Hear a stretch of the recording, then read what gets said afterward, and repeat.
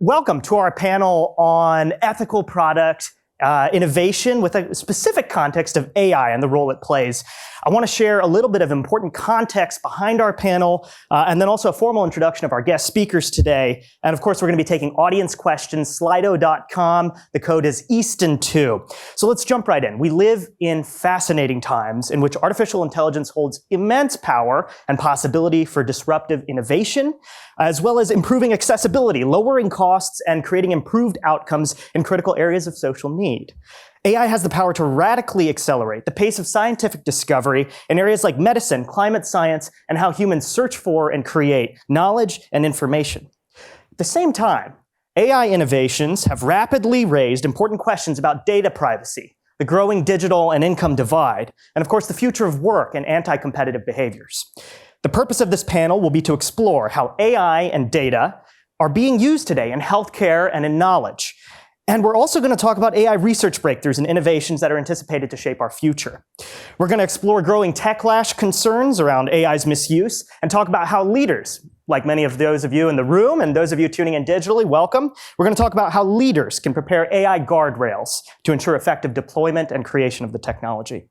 Let's start with some context. The global big data market, in terms of revenue, was estimated to be worth $162 billion in 2021 and is poised to grow to $273 billion by 2026. Almost 90% of the world's data was created in the last 2 years, and machine-generated data is growing at a rate 10 times faster than conventional data.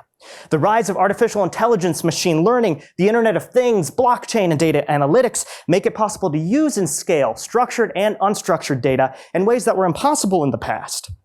And today, AI-based innovations are showing up in all sectors, in all parts of the world. In healthcare, advanced imaging systems are using AI to enhance precision in the detection of cancer, and we have scientists building AI models to rapidly scale human analyses for the deployment and design of new vaccines.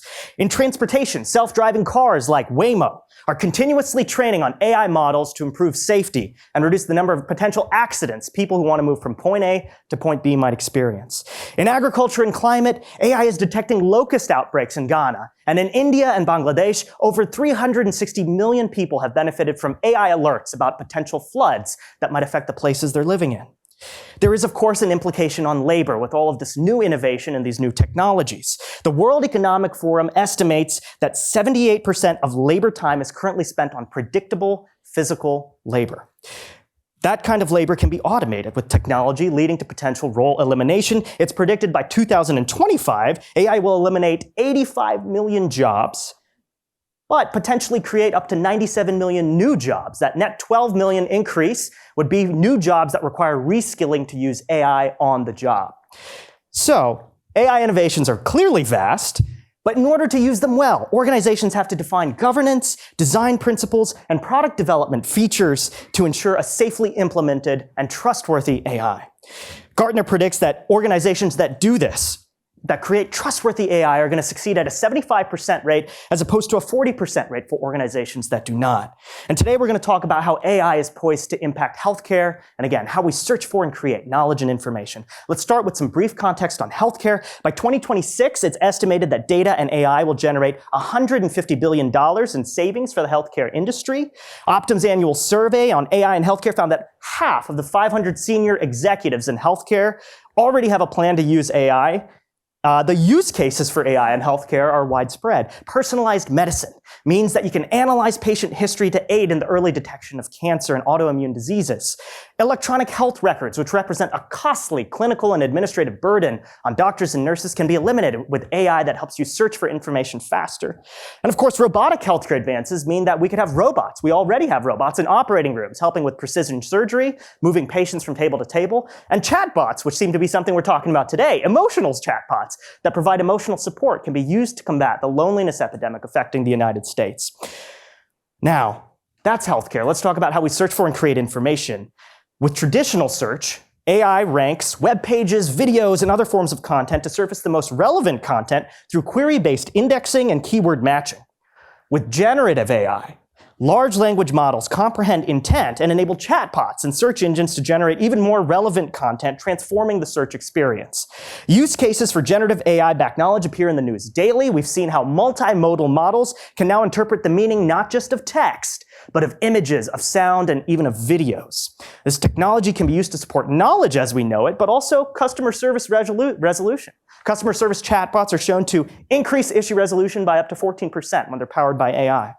So while these healthcare and knowledge innovations are groundbreaking, we have to talk about the emerging AI-related concerns. A 2022 Cisco privacy study showed that globally, while 54% of consumers are willing to share their anonymized data to improve AI products, 65% of consumers have reportedly lost trust in organizations due to their use or misuse of artificial intelligence.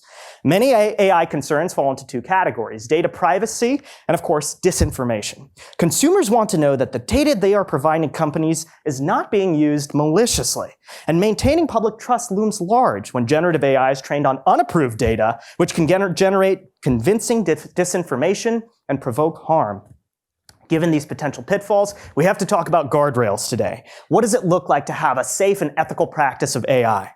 The White House recently secured voluntary commitments from Amazon, Google, Meta, and OpenAI to move towards more secure and transparent AI development. Meanwhile, the National Academy of Medicine is working to create an artificial intelligence code of conduct to provide guardrails for safe AI use and deployment.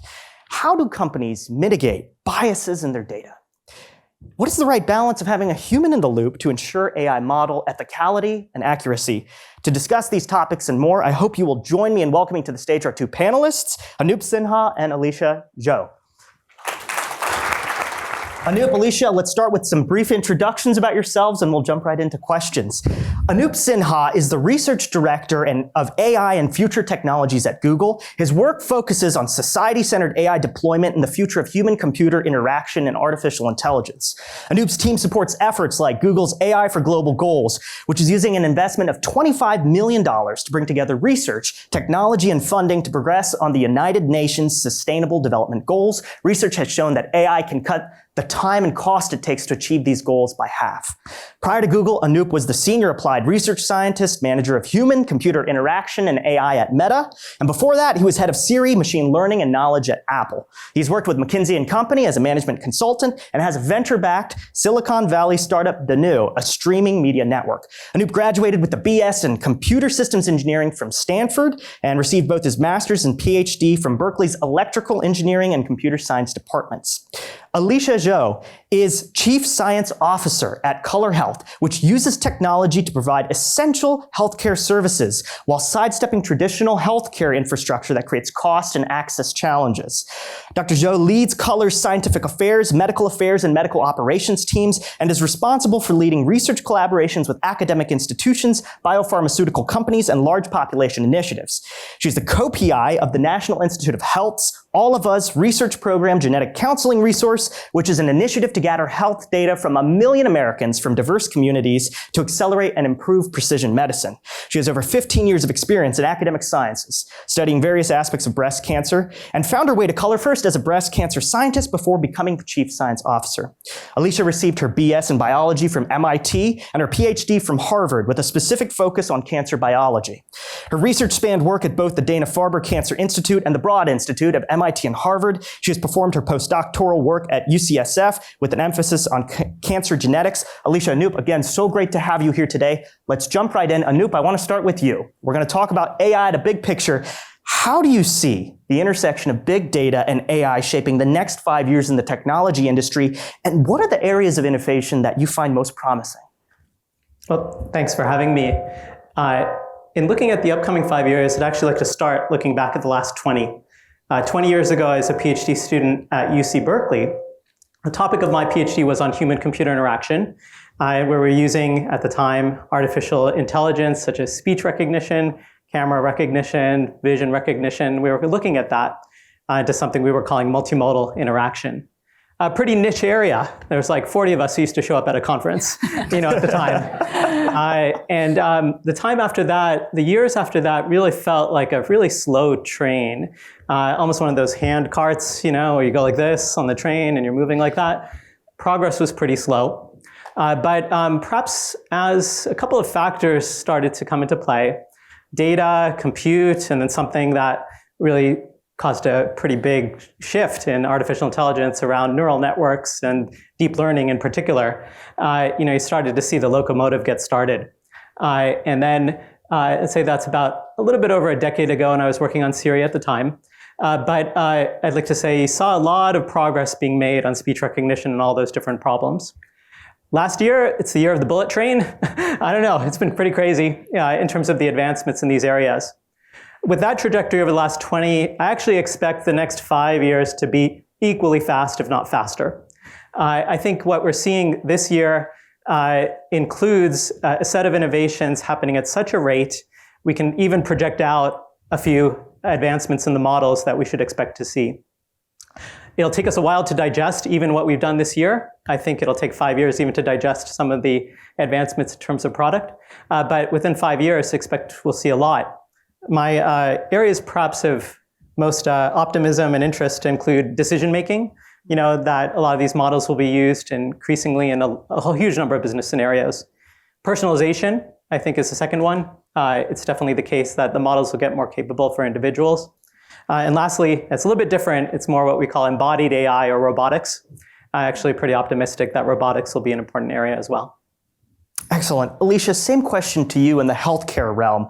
What are the greatest areas for medical breakthrough you see utilizing artificial intelligence? Yeah, it's a really great question. I think you have to really think about what are the different ways you can use a tool like AI. And I think it's great to hear Anoop sort of talking first about where the opportunities are. I think there's a lot of areas when we think about across industries, application of AI becomes really useful to replace things that are mechanical Turk, that are things that are just being done sort of rote right now and repeatable. If we can find ways to replace those things with an AI, which probably will do it faster and will do it more with more precision, that's where we're going to see the immediate opportunities. So where do we see mechanical Turk in healthcare today? I think we know that there's certain interactions that are just repeatable. There are certain diagnostics that are actually quite repeatable. There's 3 symptoms that you're looking at, and you always look at these 3 symptoms, and when you see them, you've diagnosed something. These are areas I think that are low-hanging fruit.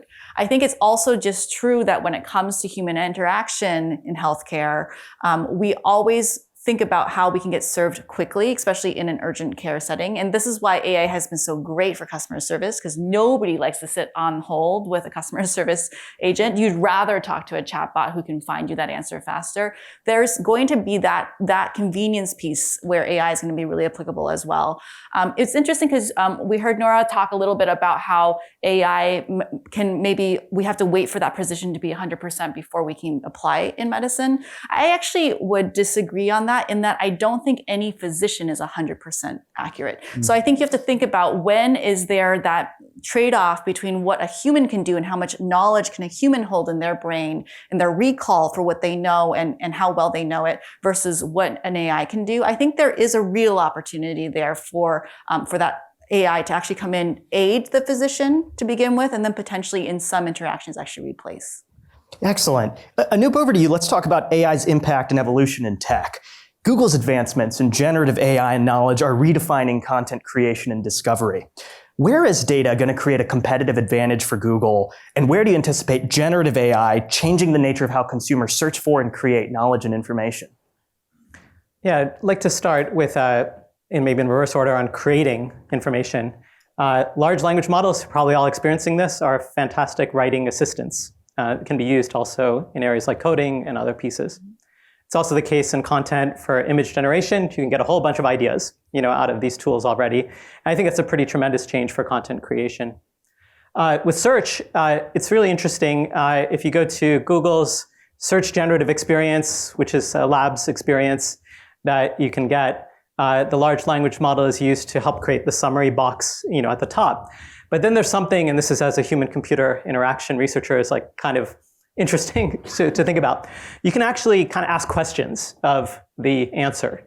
And that almost like blends 2 worlds, the search index world along with this conversational AI world, both of which I've worked on before. And I see both of them come together. And honestly, I think there's still some usability and some human-computer interaction issues to work out, since both of those together is potentially powerful. But I think we're still figuring out the paradigm.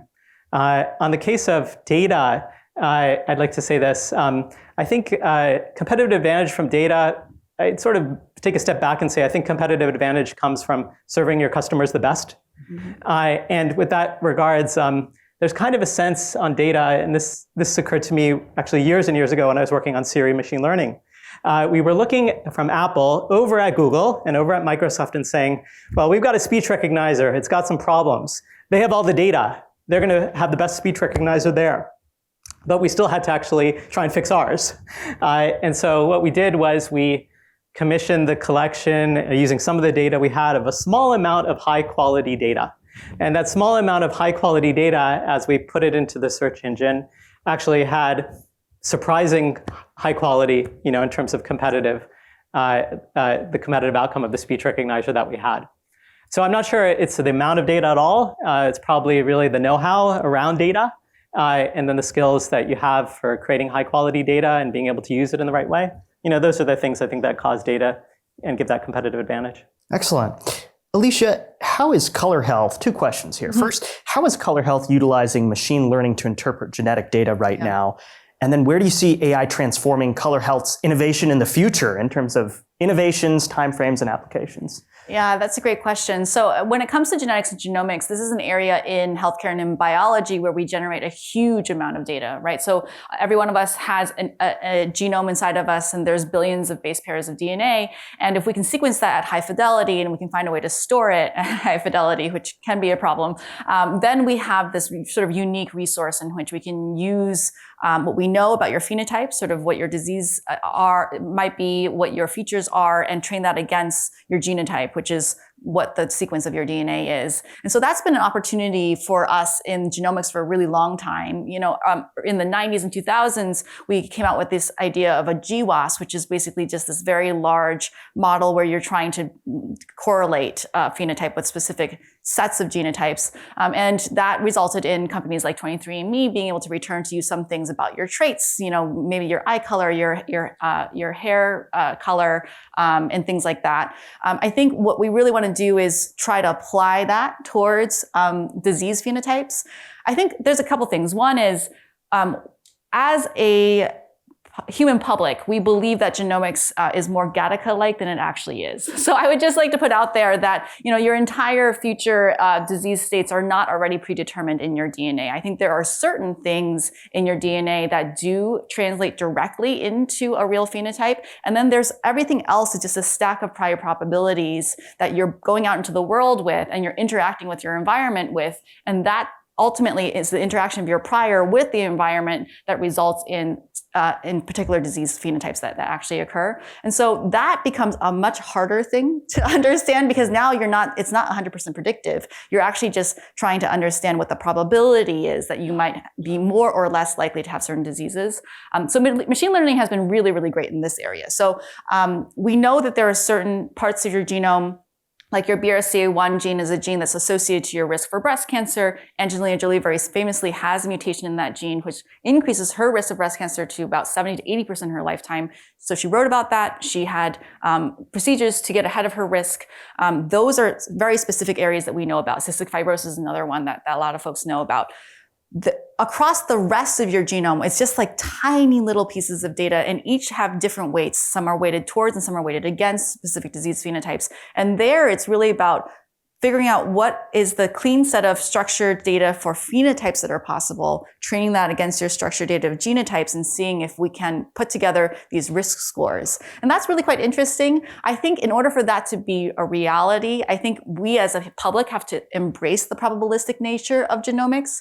Because if you're going to go in and say, oh, I want my genome sequenced because I want to know exactly, or I want my child's genome sequenced because I want to know exactly how tall they're going to be and how smart they're going to be and what they're exactly going to look like, that's never going to happen.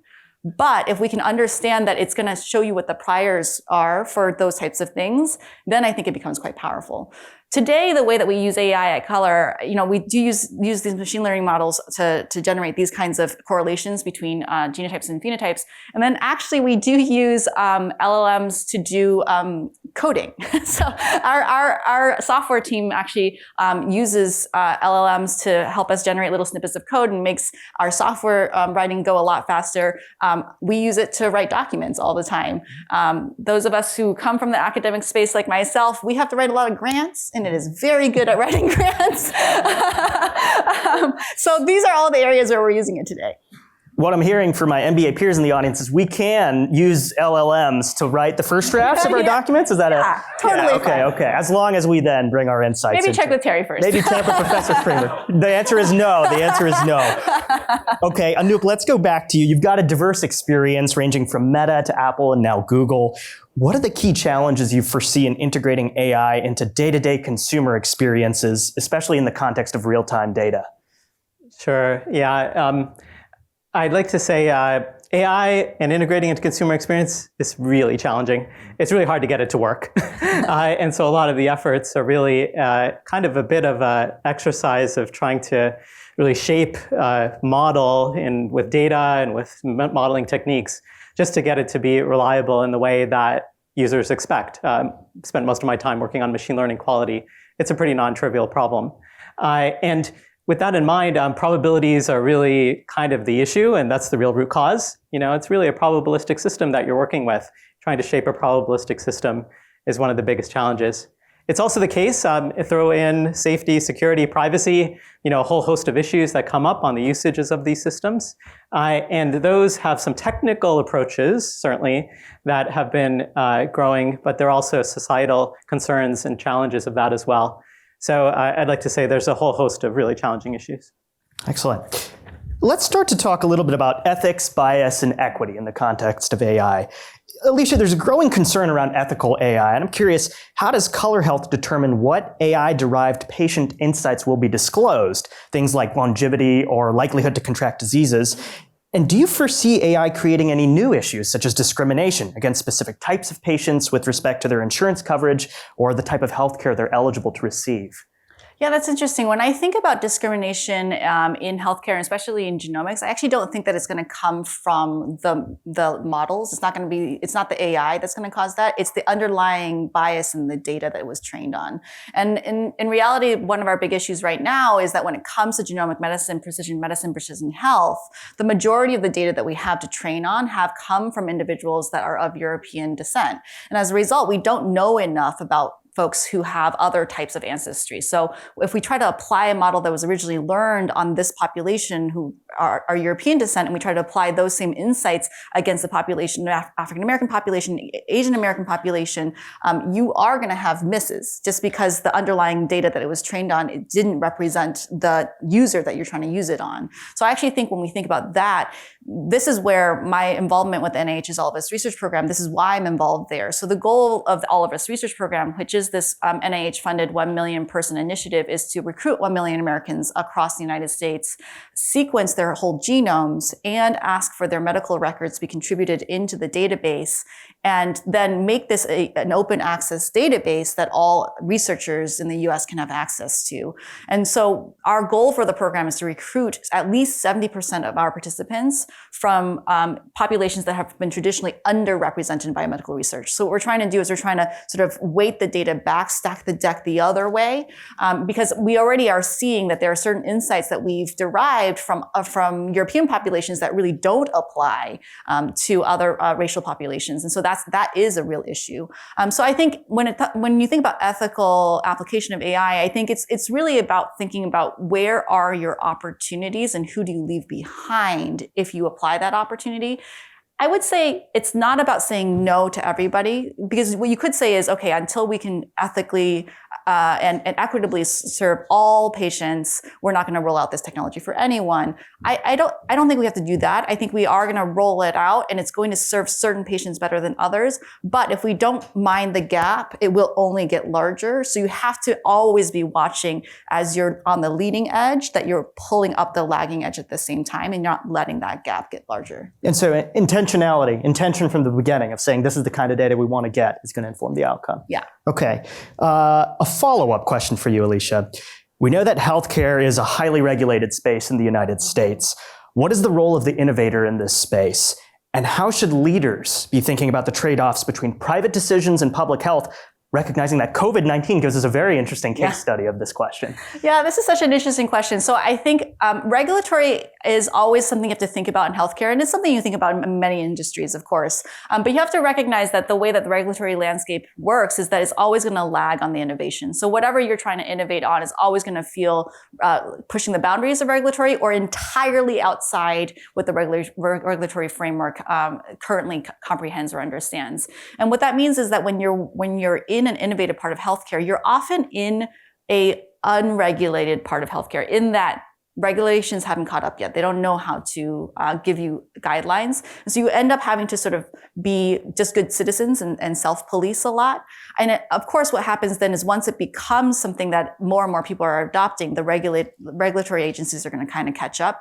And there, I think it's actually really important to have a dialogue there with, if you are able to have a dialogue with the regulatory agencies, because those folks are going to end up writing the rules of the road. And if they don't understand at the heart of it how your technology works, they're going to write the wrong rules. And that's just because they're going to make assumptions about how it works that are or aren't correct. And so I think in that way, when you think about innovating healthcare, I think you do have to embrace kind of being in the unknown space for a little while. But then I think you have to be very aware of when it's time to start introducing some of those guardrails.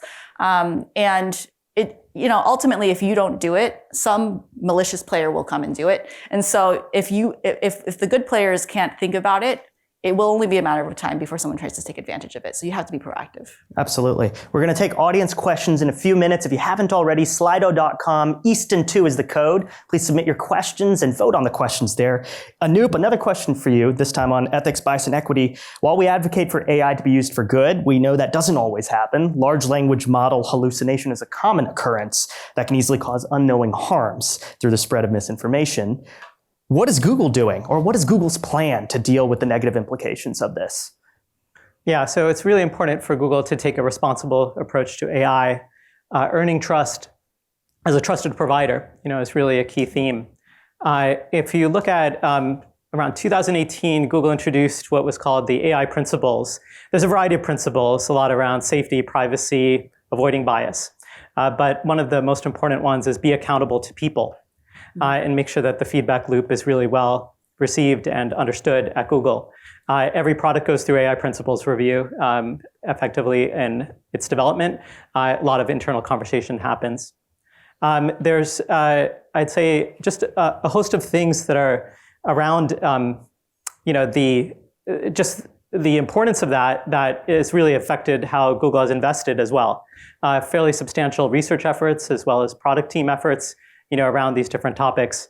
And the idea, I guess, at the end is hopefully that we're trying to set a really high standard for ourselves and to achieve it.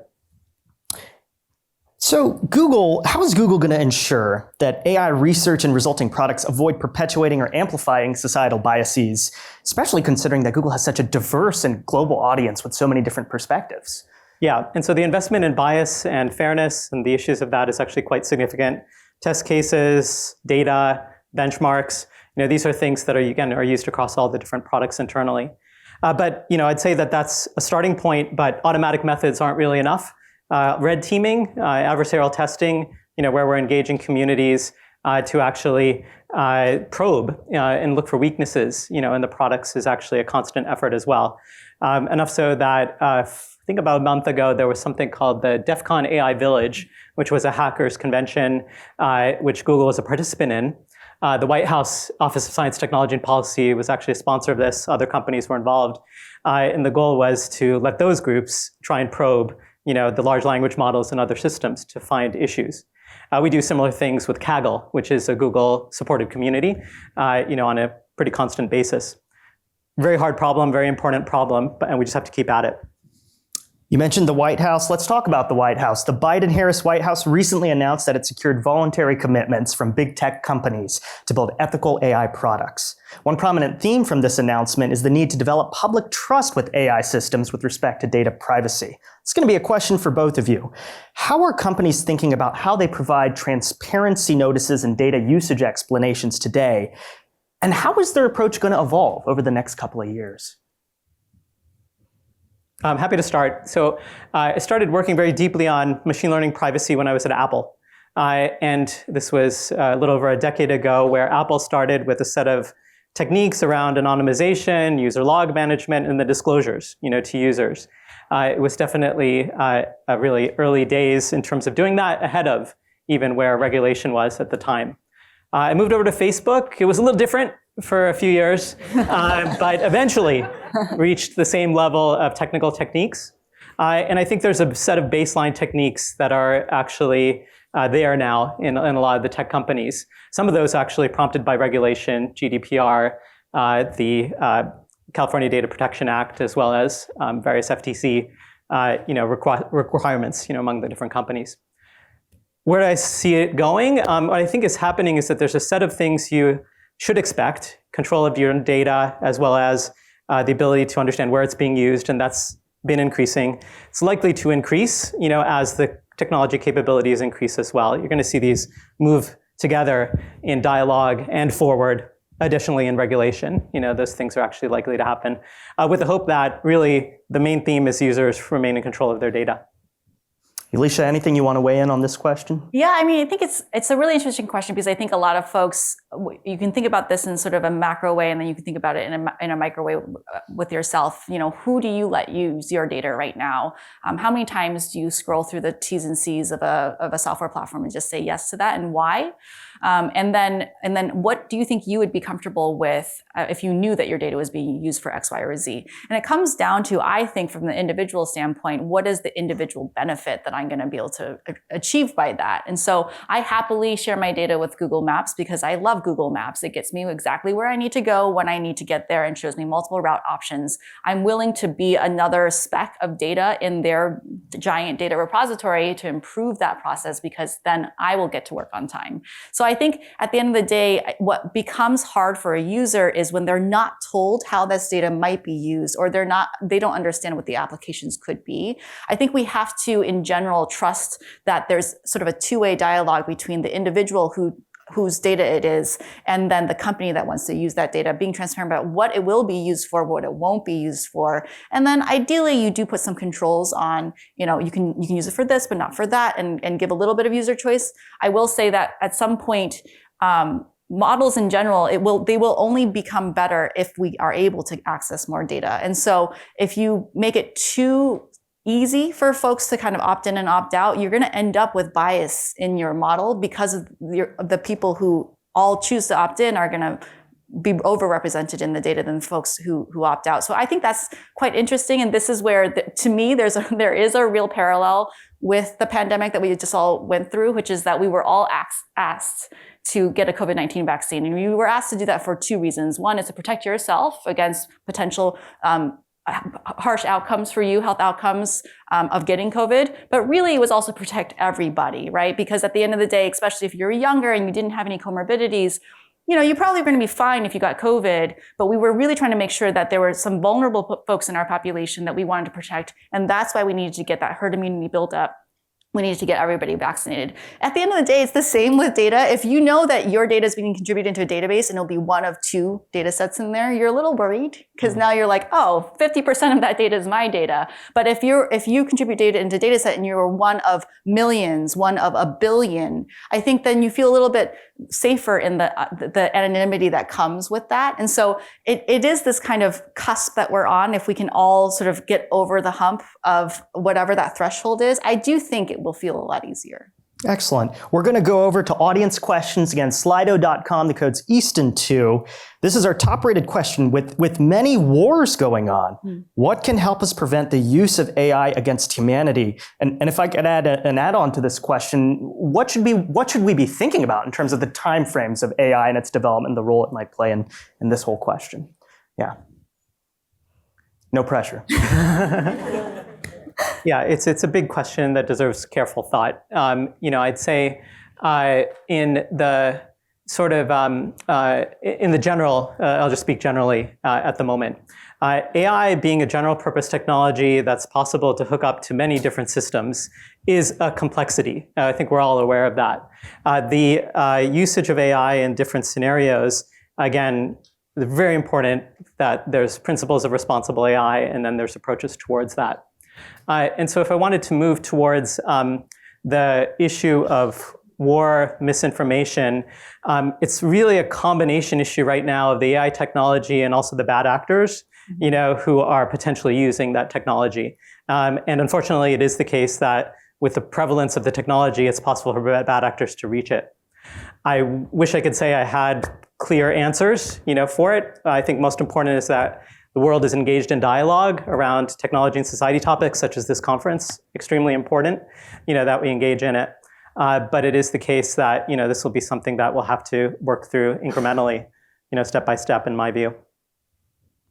Yeah, I think the other thing I would just say is I think where technology becomes really dangerous is when there is unequal access to technology, and when every Bond movie is like the villain has access to some crazy technology that nobody else has and then uses it badly. I think it's a little different when it's an equal playing field and the good guys and the bad guys both have access and both have knowledge about the access. I think then what you're trying to do here then is to help the good guys sort of outcompete the bad guys in terms of how they're using that technology. So I do think that because there's equal access across the board and there's awareness about the capabilities of these types of technologies, I hope then that, the en masse that the good guys can outweigh the bad guys. And I think that's where it comes down to sort of democratizing that, and then individuals feeling responsible for contributing towards the proper use of that technology. Our second highest rated audience question is about who's benefiting from AI. AI technology is built on data from millions of people, genetic, app usage, anonymous medical history, etc. Should there be an AI tax that distributes profits to all? This is really interesting. So actually, in the genetics world, this was a question that was asked about 10 years ago, which is that if my genome is so valuable and there's so few of them out there that have been sequenced, then should I get paid when my sample and my genome is being used to develop a breakthrough drug by a pharmaceutical company, or some insight that's being made by a researcher?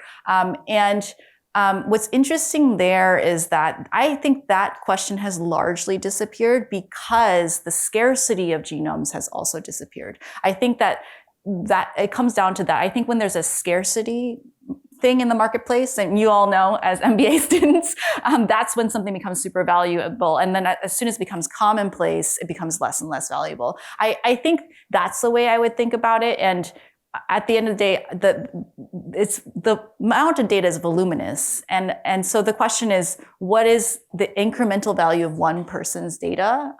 It's really hard to put a value on that. But I think if you cross that threshold of sort of mass, folks en masse participating, I think it becomes kind of negligible then what the value is. Yeah, and maybe just to add a little bit, we certainly expect to see AI applications in nearly every industry. In a variety of different industries. Technically, architecturally, I would also expect to see some general models, that are built off of large data sets, but then also people bringing their own data, and the companies bringing their own data, into the actual models that they're using as well. And so then, it's a very complex sort of situation in terms of assignment of where the value is. But nevertheless, there should be, again, remaining data control in different scenarios. There should be folks who have private data sets that they're able to use. Our personal data sets are probably going to be used in a personal way as well. This next question is very much reflective of the fact that we're at the Anderson School of Management. How does an MBA have an advantage for maintaining a career that will not be overtaken by AI in the future? Oh, such a good question. It's interesting. So my husband is a software engineer and he works at Apple, and he and I have these debates often about sort of what the opportunity is for AI and then where there are challenges. And the thing that you hear on the radio all the time, my 8-year-old who listens to the radio in the car is always asking is AI going to take all of our jobs? Because it's always being talked about. And I think it comes down to thinking about what parts of your job is AI going to take, because AI will take parts of your job. And then the question is then what are you doing that's differentiated that then you can use AI to help automate and make much more efficient certain parts of your job so that you can apply sort of that higher level thinking, that strategic imagination towards other areas. So I would say if as MBA candidates, hopefully you're well positioned to have those more strategic parts of your brain working rather than the parts that are just writing an assignment for Professor Kramer. Yeah, so it was the McKinsey study a couple of years ago that said 60% of jobs could have 30% of their activities automated. That's a pretty big change, in the workforce. And one could argue it's at the level of Industrial Revolution, early days sort of level of change that might happen, particularly around the capabilities of AI and knowledge work. Let's just say that specifically. I think one thing is the phrase I'm sure you all have heard, workers who are using AI will be more prominent than workers who are not using AI. And that means learning to use them, and you're learning them to use them in your knowledge work is essential. And I do think companies, Google included, are trying to put efforts into educating the workforce in grand total and inclusively, across all of society, so that it is the case that everyone is coming along on the journey, which is really a technology transformation journey. I think the thing about being hands-on and using it, is a takeaway, I believe. It's just important, but that you're all here learning, studying, it's already an indication that you're on that path. Nice work, folks. Okay, this is our zoom out question to sort of wrap things up. Let's fast forward 5 to 10 years from now. Where would we be seeing the most notable changes in artificial intelligence? And how do you see effective guardrails advancing in this time frame? I guess what this gets to is, what is the happy coexistence of AI innovation and guardrails?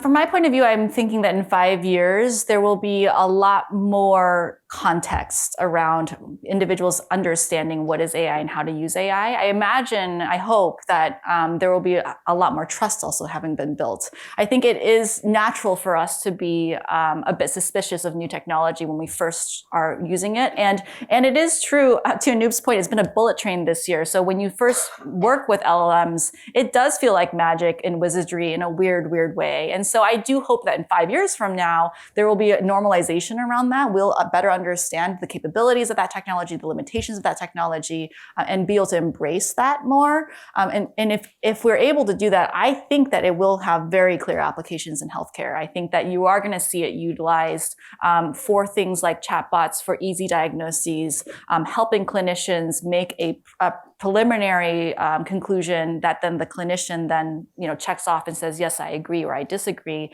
I think these are very clear areas where it will add value. It will make medicine better, faster, and more precise, and will save lives because of that. And so I think it's what I hope in the next 5 years happens is that there's just more trust and transparency or understanding from the user of how to use AI and when is AI being used. Yeah, on a technical basis, I think it's going to be crazy exciting. If we think of where AI is at, again, the movement and the journey that we're making, a lot of innovations are going to happen in the next 5 to 10 years in terms of AI capabilities. And it will be in many, many industries and many jobs in really prevalent. Perhaps we're not seeing it yet, but I think we will see it in 5 to 10 years. It's really kind of a general purpose technology. I think people are suspecting it. I'm optimistic that would be what we would see. It reminds me a little bit of programming, actually. I hate to say it like this. It's sort of like if you're coding, you have a lot of ability to do things, and if you have APIs, you can control the system, you can do different things. I think what's sort of happening is we're moving towards natural language as coding through LLMs, and then all the other, image multimodality, that's associated with that. That's pretty interesting. So the really wide set of applications are going to be possible in 5 to 10 years. What we will see, and I'm glad we'll see this, is the continued dialogue and then the continued advancement in safety, security, privacy, because it has to go hand in hand to the point where I do expect there to be voluntary commitments, regulation, just the set of things that are really trying to keep everyone safe in using these technologies. Excellent. We're going to close. I'm going to try to give a couple of so whats I'm a student. You both have PhDs. I expect a grade at the end of this. Number one, the last couple of years have been a bullet train, but we've got a supersonic jet in terms of where AI is going to take us as we look 2, 3, 4, 5 years out. That means big changes are coming for society. This technology is going to affect all different sectors across the world. High quality data is very important. It's not just about how much data you have, but do you have the right data set? Does it reflect the diverse audience that you're trying to serve? If not, and if there are too many restrictions on the kinds of quality data coming in, you might have biases that are being amplified by the AI technologies you're creating. When it comes to bias, well, we just talked about high quality data. Good. Probability. Alicia, you mentioned this isn't just about predicting with 100% accuracy, but this is a probabilistic sort of game. So there might be an education element in terms of educating the public on what can AI do, and also what is the certainty we should have as we listen to its recommendations to us. And of course, job displacement. It sounds like the general advice is start to get comfortable with AI now. Start to learn it, start to use it. If so, you can speak the language, walk the talk, maybe have a nice conversation with your chatbot. How was that? How'd we do? Good. Okay, great. Everyone, please join me in thanking Anoop and Alicia.